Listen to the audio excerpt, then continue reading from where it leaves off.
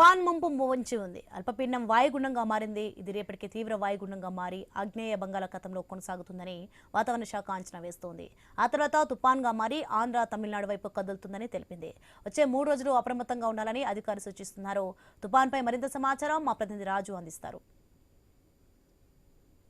ఏర్పడినటువంటి అల్పపీడనం కాస్త వాయుగుండంగా మారింది. తీవ్ర వాయుగుండంగా మారి తుఫానుగా దూసుకొస్తున్న పరిస్థితి కనిపిస్తుంది. దీంతో ఆంధ్రప్రదేశ్ రాష్ట్ర వ్యాప్తంగా కూడా దీని ప్రభావం తీవ్రంగా ఉంటుందని చెప్పి వాతావరణ శాఖ అధికారులు అయితే అంచనా వేస్తున్నారు. ఇప్పటికే విశాఖపట్నంకి 450 కిలోమీటర్లు, చెన్నైకి 900 కిలోమీటర్లు, కాకినాడకి 1040 కిలోమీటర్ల దూరంలో ఆగ్నేయ దిశగా ఇదైతే కేంద్రీకృతమైనట్టుగా తెలుస్తుంది. వచ్చే మరికొన్ని గంటల్లో కూడా ఇది తీవ్ర వాయుగుండంగా మారుతుందని చెప్పి వాతావరణ శాఖ అధికారులు అయితే అంచనా వేస్తున్న నేపథ్యంలో రాష్ట్ర ప్రభుత్వం ఇప్పటికే అప్రమత్తమైంది.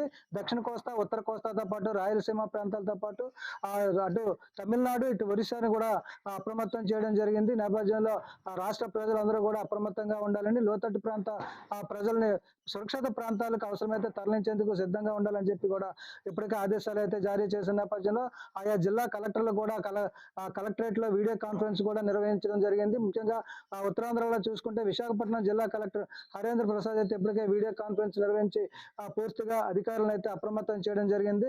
కొండవాళ్ళ ప్రాంతాల్లో నివసిస్తున్నటువంటి ప్రజలు, అదేవిధంగా గిరిజన శిఖరాల్లో ఉన్నటువంటి గిరిజనులు, అదేవిధంగా మత్స్యకార గ్రామాల్లో ఉన్నటువంటి ప్రజలు కూడా అప్రమత్తంగా ఉండాలంటూ కూడా హెచ్చరికలు జారీ చేసిన పరిస్థితి అయితే కనిపిస్తుంది. ఇప్పటికే వీడియో కాన్ఫరెన్స్ ద్వారా ఆయా సంబంధిత అధికారులు కూడా అప్రమత్తం చేయడం జరిగింది.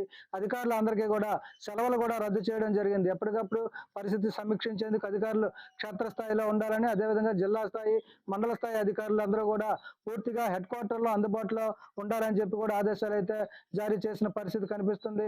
ముఖ్యంగా రేపటి నుంచి కూడా ఈ తుఫాను ప్రభావం అయితే మా ఉత్తరాంధ్ర వ్యాప్తంగా తీవ్రంగా ఉంటుందని చెప్పి అంచనా వేస్తున్న నేపథ్యంలో ఇప్పటికీ గత కొద్ది రోజులుగా కురుస్తున్నటువంటి వర్షాల కారణంగా ఇప్పటికే చాలా వరకు కొండవాళ్ళ ప్రాంతాలు నానిపోయి ఉన్నాయి. అదేవిధంగా గిరిజన ప్రాంతాల్లో లోయలు, వాగులు, నదులు కూడా పొంగి పొరులుతున్న పరిస్థితి.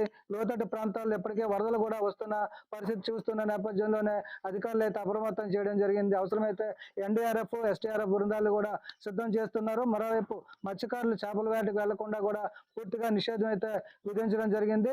అదే దాంతోపాటు మత్స్యకార గ్రామాల్లో ప్రజల్ని తుఫాను షెల్టర్లకు తరలించేందుకు కూడా సిద్ధంగా ఉండాలని చెప్పి కూడా అధికారులకు అయితే ఆదేశాలు ఇస్తూ కూడా మండలానికి ఒక అధికారిని కూడా, మానిటరింగ్ అధికారిని కూడా నియమించడం జరిగింది.